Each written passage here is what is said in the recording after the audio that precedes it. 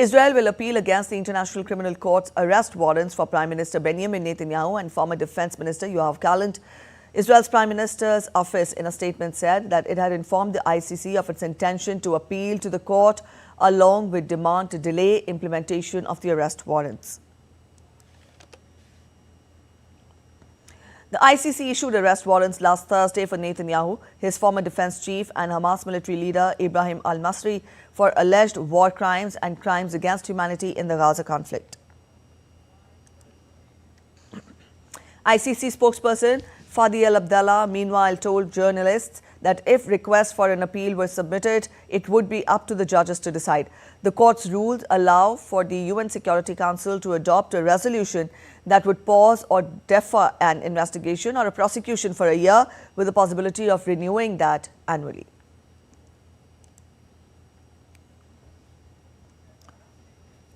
All right, DD India's Amit Mukherjee joins us with more. Amit, good morning. Now, just after close to 24 hours yesterday, we saw that Hamas had also initiated, or for that matter, agreed to a truce with Israel. Get us the latest on this. What is the status update?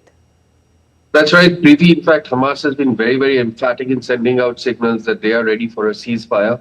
In fact, they have made several statements before, press agencies, saying that they have reached out to the mediators like Egypt, Qatar, as well as, the other countries who have been involved in this whole process of peacemaking, brokering a peace deal between Israel and Hamas. But as far as Israel is concerned, they are very, very clear about their goals. Their goals are very different from what we saw with Hezbollah in Lebanon.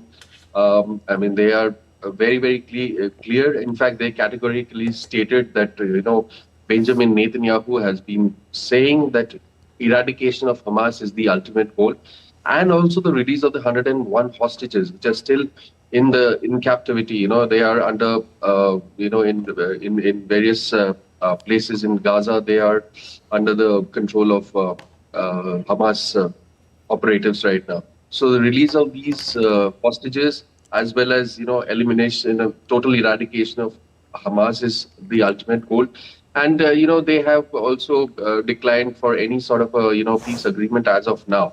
Although US has renewed its effort to kind of start again talks between Israel and Hamas to reach a settlement between the two and end the conflict, which has been now raging for more than a year.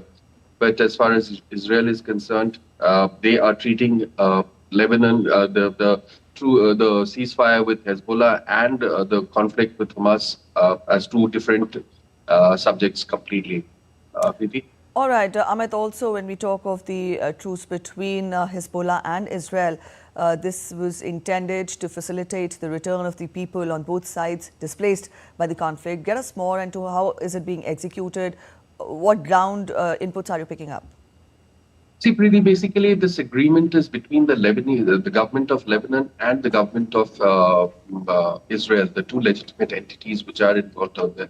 Now, Hezbollah doesn't really figure in it, but it's the responsibility of the Lebanon government now to demilitarize to remove all those Hezbollah operatives which have been there in the southern part of Lebanon and have been, mounting attacks on Israel. So the prime objective of this 13-point settlement, number one, it would be the responsibility of the Lebanon government to kind of clear the area, which is, bordering, it's called the blue line, the border between Lebanon and Israel, to remove all Hezbollah operatives, heavy weaponries which have been deployed out there and, were being used against operations against Israel. So those have to be removed.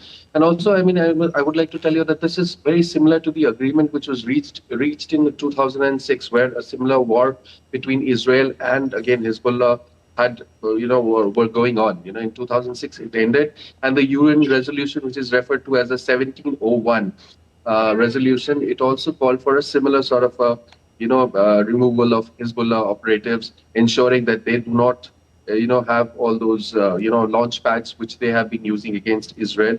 Also, this agreement very clearly states that, Lebanon government will not allow any rebuilding of infrastructure which was being used by Hezbollah. So primarily, only then, and as of now, it's just about 24 hours that has happened. And going further,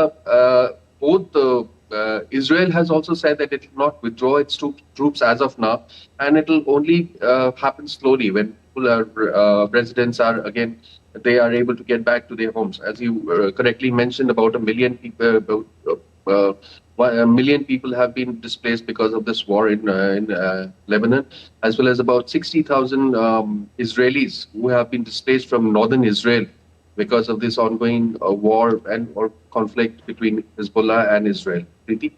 All right, Amit, we'll leave it here. Thank you so much for joining in with those details.